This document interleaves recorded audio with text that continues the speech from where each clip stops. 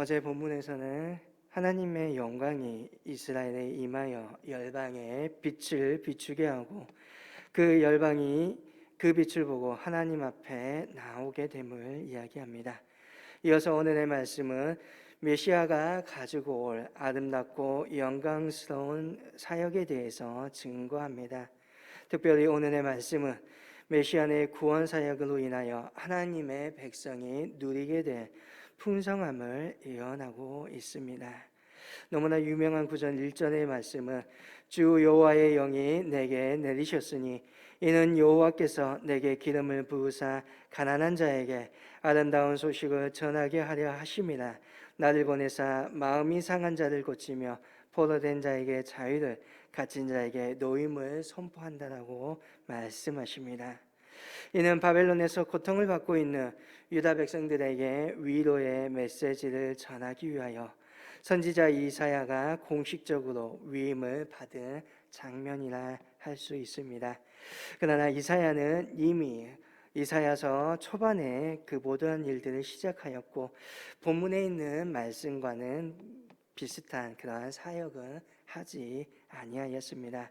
그렇기에 이는 어찌 보면 궁극적으로 하나님의 사역, 구원의 역사의 절정이 메시아 그리스도를 통하여서 이루어질 것임을 의미하고 말씀하고 있는 것입니다. 사실 누가복음 4장을 보면 예수님께서 공생애를 시작하실 때 이 말씀을 해당해서 찾아 읽으십니다. 그리고 오늘에 있는 말씀을 다 읽으신 후에 이 글에 오늘 너희 귀에 응하여졌다라고 선포하십니다. 예수님께서 읽으셨던 이사야 61장 1절에서 3절의 말씀이 바로 메시아로서 그리스도로서 본인의 사역임을 말씀하셨다는 것입니다. 기름을 부음 받은 자 메시아의 사역이 무엇입니까? 그것은 가난한 자에게 아름다운 소식을 전하는 것입니다. 가난하지 아니한 사람은 메시아로부터 그리스도로부터 아름다운 소식을 듣지 못하는 것입니까? 그것은 아니지요. 그러나 여기에서 말하고 있는 가난한 자, 주석에 달려 있는 거 보면 겸비한 자라고 나와 있습니다. 겸비한 자, 자신의 몸을 겸손하게 낮추는 자를 말합니다. 자신을 낮추지 못하였을 때 하나님의 아름다운 소식을 들을 수 없다는 것입니다. 아무리 들으려고 해도 들을 귀가 열리지 않습니다. 어찌 보면 그러한 점에서 부자는 아름다운 소식을 듣기가 어렵습니다. 부함으로 말미암아 세상의 부유함이 그들의 마음을 한껏 높였고 더 이상 자신의 몸과 겸손함을 보일 수 없게 하기 때문입니다. 어찌 보면 우리의 삶도 되돌아볼 수 있어야 됩니다. 너무 높아져 있을 때, 또한 나의 삶이 너무나 형통하고 잘 나가고 있을 때, 너무 세상의 소리에, 내 소리에 주님의 소리가 들리지 않는지 우리는 우리의 삶을 되돌아볼 필요가 있습니다. 오늘 우리가 낮아질 때 때로는 사방에 꽉 막히고 우겨쌈을 당하고 있는 그 상황이 비로소 하나님의 그 아름다운 복음의 소리가 들려올 수 있는 조건이라는 것입니다. 그러므로 나는 나의 소유와 나의 높아짐과 낮아짐과 상관없이 항상 겸손히 주님 앞에 서 있기를 소망합니다. 겸손히 주님 앞에 나올 때 주님의 그 음성이 우리에게 들려질 것이고 오늘 귀가 있는 귀한 가난한 사람이라고 하는 것입니다. 자꾸만 높아지려고 하면 주님의 소리가 자꾸만 차단되게 되어 있습니다. 오늘 우리의 마음속에 겸손함을 가지고 주님 앞에 설 수 있기를 또한 원합니다. 주님께서는 또한 마음이 상한 자를 고치십니다. 세상의 주위를 둘러보면 심령에 참으로 갈기갈기 찢긴 듯한 많은 어려움들이 있습니다. 삶이 참으로 어렵고 힘이 들 때가 있습니다. 그러나 하나님께서는 그러한 사람들을 부르시고 오늘 예수님께서는 메시아는 그러한 사람들을 고치십니다. 오늘 우리가 세상 속에서 힘이 들고 어려움 속에 살아가고 있지만 그럼에도 우리가 소망을 가지고 살 수 있는 것, 조각나버리고 갈갈이 찢겨져 버린 우리의 심령을 오늘 다시금 하나의 작품으로 만들어 가시고 고치시는 그리스도 예수가 계시기 때문입니다. 오늘 그 주님께서는 우리의 심령을 고치시며 심령을 위로하여 주시고 우리의 마음을 다시금 일으켜 세워 주십니다. 그분은 또한 포로되고 갇힌 자를 자유하게 하여 주시고 놓아 주십니다. 1차적으로 보면 바벨론의 포로로 잡혀간 이스라엘을 놓아준다라고 말할 수 있지만, 한편으로 말하면 오늘 죄와 사망으로 얽혀져 살아가고 있는 우리에게 자유를, 노임을 선포하고 있는 것입니다.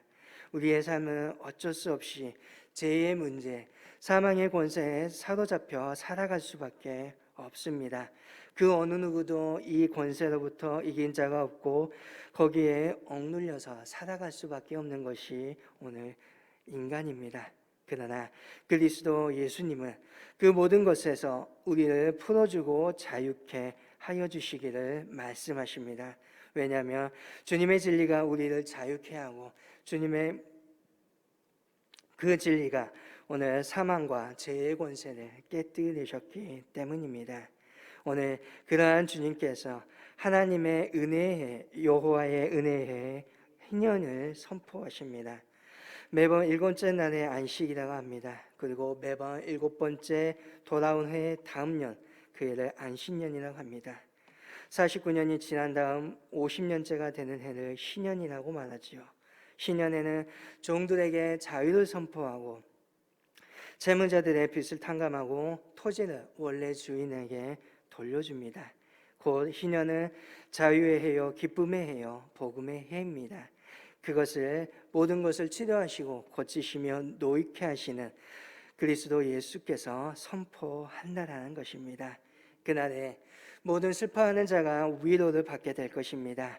슬퍼하는 자, 자신의 힘으로 모든 것을 극복하기 어려운 절망적인 상황 속에 있는 이들입니다.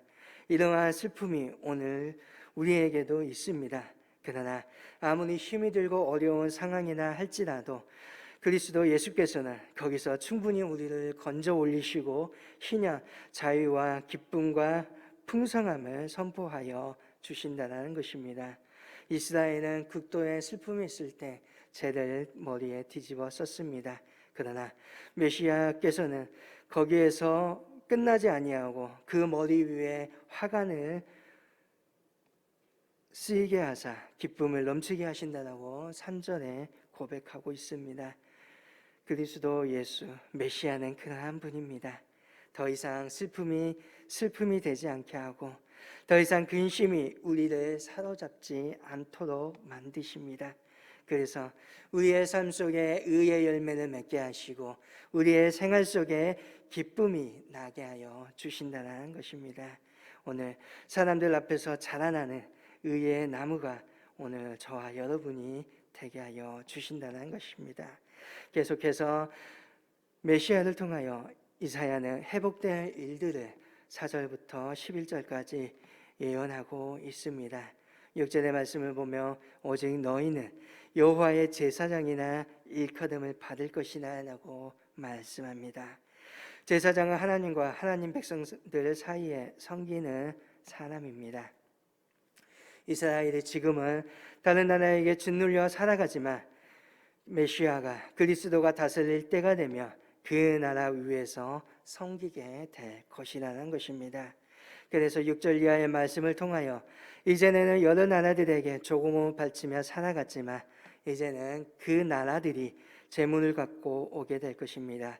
그리고 마침내 9절의 말씀과 같이 문나라의 백성들이 이스라엘을 향하여 그들은 여호와께 복을 받은 자손이다라고 인정하게 될 것이다라고 말씀하십니다. 이것은 바로 그리스도를 통하여 우리에게 또한 이루어지는 일입니다.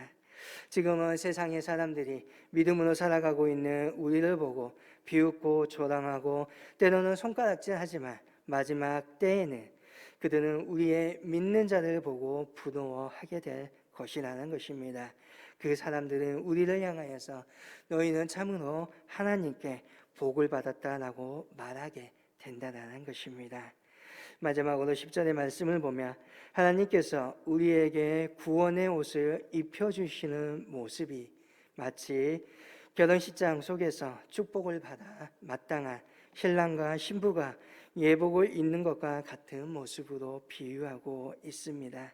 오늘 우리 스스로는, 나 스스로는 구원의 옷을 입고 그것을 찾을 수 있는 능력은 없지만 우리는 그 옷을 입고서 하나님을 기뻐하시는 자리로, 하나님의 의로움을 드러내며 하나님을 찬송하는 자리로 나아간다는 것입니다. 그러한 은총을 누리고 있기에 우리는 복이 있는 사람들입니다. 하지만 결코 잊지 않아야 될 것은 결코 이것을 우리가 이루어낸 것이 아니라 그리스도 예수께서 십자가를 지시고 대속의 피를 흘려주셨고 죽음의 권세를 깨뜨리는 부활의 사건을 통하여서 이루어졌다는 것입니다. 그러므로 우리는 받은 이 구원의 아름다운 소식, 이 복된 은총을 기억하고 하나님의 복을 받은 자녀로서, 하나님의 거룩한 신부로서 이 세상의 모든 절망과 어려움을 넉넉히 이기며 소망 가운데 굳건히 설 수 있도록 선포할 수 있는 믿음의 사람들이 되어야 한다는 것입니다. 오늘 저와 여러분의 마음 가운데 소망이 더욱더 굳건히 서기를 원합니다. 오늘 우리의 구원자 되시는, 우리의 그리스도 되시는 예수님을 굳건히 붙들고 이 땅 가운데 어려움과 힘듦을 우리 주님이 주시는 소망과 놀라우신 그 은혜로 말미암아 넉넉히 이겨나갈 수 있는 믿음의 저와 여러분 될 수 있기를 간절히 소망합니다.